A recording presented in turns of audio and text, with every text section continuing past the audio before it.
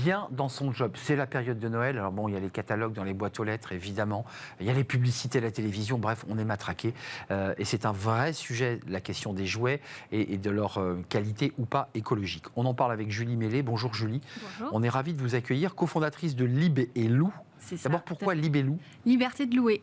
En fait, on propose, et oui, c'est recherché, on propose un service d'abonnement sans engagement qui permet aux 8 millions de familles françaises d'avoir les bons jeux au bon moment, les nouveaux jouets sans se lasser, le tout sur un principe d'économie circulaire, notamment sur libelou.com.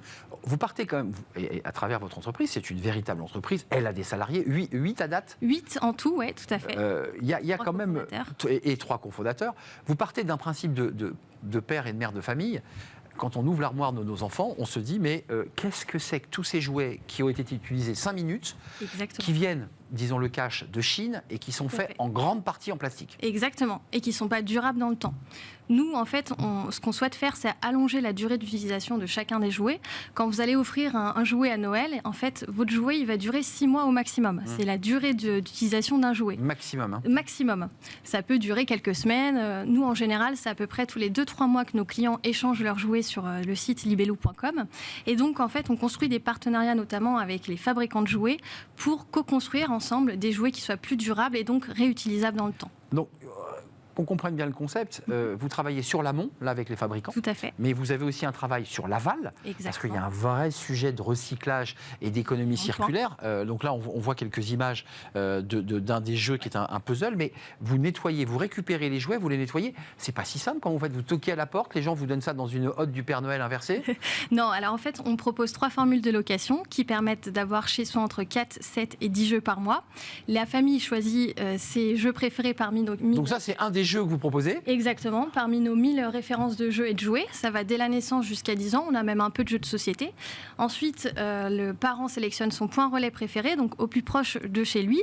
Ensuite, il est livré et dès lors que l'enfant n'utilise plus ses jeux et ses jouets, hop, le parent repasse une nouvelle commande, on livre à nouveau en point relais et il échange en même temps son ancienne commande. Il y a un vrai travail de logistique, ça se passe à Vierzon, c'est en région centre. Donc là, vous utilisez des collaborateurs, des salariés. Exactement. Qu'est-ce qu'ils font concrètement ? Alors, ils nettoient les jouets qui nous reviennent de la location, ils les comptent. On a notamment Nadine qui est notre superstar internationale. Bonjour Nadine. Bonjour à Nadine, qui provient aussi d'une association d'aide au retour à l'emploi. Donc on a aussi une valeur sociale. Nous, l'idée derrière Libelou, c'est aussi de créer des emplois. C'est vraiment la valeur qu'on porte chez Libelou. Et en effet, donc Nadine s'occupe de remettre en état tous les jeux et les jouets qui nous reviennent de la location, de les nettoyer, de les compter, pour finalement garantir une qualité. C'est ce qui nous diffère aussi du marché de l'occasion, c'est qu'on est garant de cette qualité qu'on propose du coup à nos clients. Alors une marque patrimoniale emblématique, j'ai adoré cette marque, j'en ai encore chez moi des Playmobil. Exactement. Et ça c'est très intéressant parce qu'on est dans la stratégie de l'économie circulaire qui est une marque mondiale. Tout à fait. Qui vous a choisi justement pour remettre des gammes en location. Remettre effectivement la gamme 1, 2, 3 qui est destinée à la petite enfance dans un premier temps. L'idée avec ce partenariat, c'est de co-construire ensemble des jouets qui soient plus durables pour Playmobil et finalement de partager nous les données qu'on a avec nos clients sur par exemple la peinture qui s'écaille peut-être au fil du temps et d'avoir cette proximité nous avec nos clients, ça nous permet aussi de partager ces informations-là auprès de nos fournisseurs. Je repose la question parce que c'est concret, on a tous des Playmobil dans son placard qu'on donne parfois à ses enfants ou à ses petits-enfants. Si finalement il y a une forme d'économie circulaire chez les grands-parents, mais vous les récupérez comment ces Playmobil va chercher, où est le sourcing ? Et en fait c'est le client qui ramène finalement les jeux et les jouets dès lors qu'il l'utilise plus en point relais. Donc moi je peux le faire là, dès cet après-midi, je dépose un sac, un carton. Il faut avoir une formule de location, c'est-à-dire que vous sélectionnez vos jeux, on vous livre en point relais et dès lors que ces jeux ne sont plus utilisés, hop, vous rendez les jeux. Et je repose ma question. J'ai 10 kilos de Playmobil dans mon placard, j'en veux plus. Je vous les rends ou pas ? Pour l'instant, non. Mais c'est l'objectif. Voilà. C'était ça ma question. Oui, je vois. Mais effectivement, l'objectif à date, pour l'instant, c'est effectivement à un moment donné de récupérer les jeux et les jouets. Pour l'instant, on n'y va pas parce qu'on a déjà on a 4000 utilisateurs déjà à gérer et donc on est en plein développement. Donc on gère petit à petit la location. La location, c'est l'économie d'usage. C'est de faire en sorte d'avoir les bons jouets au bon moment et on est d'abord d'abord centré là-dessus. Mais effectivement, c'est une perspective de développement qu'on a identifiée. Économie circulaire, un travail social, puisque vous permettez à des collaborateurs, notamment dans le bassin d'emploi de Vierzon, de pouvoir retrouver un emploi. Et puis, il y a quand même l'enjeu de multinationales comme Playmobil. Exactement. Juste comme ça, de vous à moi, c'est quoi leur intérêt, Playmobil? Parce que toute entreprise a plutôt envie de survendre et de gonfler les placards des parents et des enfants. Pourquoi ils font ça? Ils ont identifié qu'il y avait une nouvelle tendance, la tendance de faire attention à l'environnement, aussi d'avoir ce côté l'upcycling. Exactement.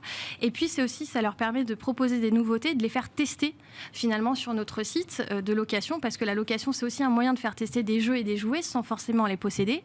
Et on a aussi la partie option d'achat que nous on peut activer, c'est-à-dire que si un client finalement a un coup de cœur sur un Playmobil, imaginons, il a la possibilité d'activer l'option d'achat qui lui permet d'avoir jusqu'à 30% moins cher par rapport au prix d'achat d'origine. Donc il y a aussi un effet vertueux, un bonus pour ceux qui jouent le jeu, et donc on peut aussi retrouver en magasin et avoir une réduction avec des vrais Playmobil. En tout cas, en ligne, ouais, tout à fait. La suite de votre entreprise, parce que je vous ai emmené sur le chemin d'aller ouvrir les placards, et donc ça demande une logistique très lourde. Exactement. Mais il y a quand même des tonnes et des centaines de tonnes de jouets jetés par an. C'est 100 000 tonnes de déchets qui sont jetés chaque année par les jouets, tout à fait. Plastique. 6 mois de durée d'utilisation. Et après, la question, c'est qu'est-ce qu'on en fait après?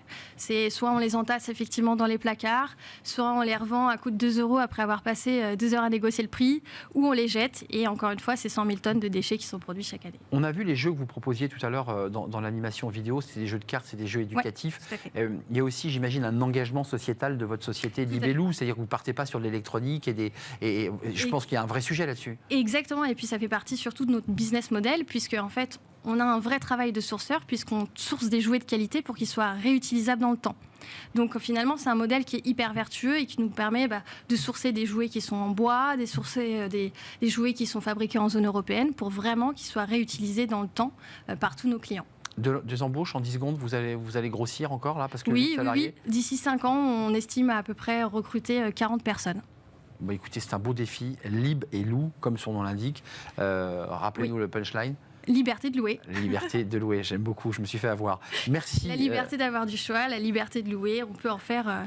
Et la liberté de ne pas s'ennuyer, de pouvoir changer régulièrement de jouets. Exactement. Et afin qu'ils ne traînent pas dans les armoires, pour tous les parents qui nous regardent, parce que c'est quand même une plaie de devoir mettre ça dans des boîtes. Alors, merci. Si je puis me permettre, j'ai un petit message à faire passer. À Nadine encore? Nadine, pas Nadine. Ou de manière plus générale, ceux qui partagent nos valeurs, je leur adresse ce message-là. Aujourd'hui, on est dans le cadre d'une levée de fonds, on cherche des partenaires financiers qui pourraient nous accompagner dans le développement de notre structure. Et voilà, donc à toutes ces personnes qui partagent ces valeurs, n'hésitez pas à me contacter sur LinkedIn, donc Julie Mélé. Julie Mélé, c'était un pitch. M-E-L-E-T. Voilà, c'était un pitch pour Julie Mélé. Vous qui êtes des investisseurs et des fonds, engagez-vous pour cette action, cette idée, c'est très philosophique et écologique. Merci Julie Mélé de nous avoir rendu visite sur le plateau de Smart Job. On tourne une page, c'est le livre de Smart Job, comme chaque semaine. Évidemment, on va parler de l'addictologie aux écrans, que ce soit les petits, mais aussi les grands, et on accueille son auteur.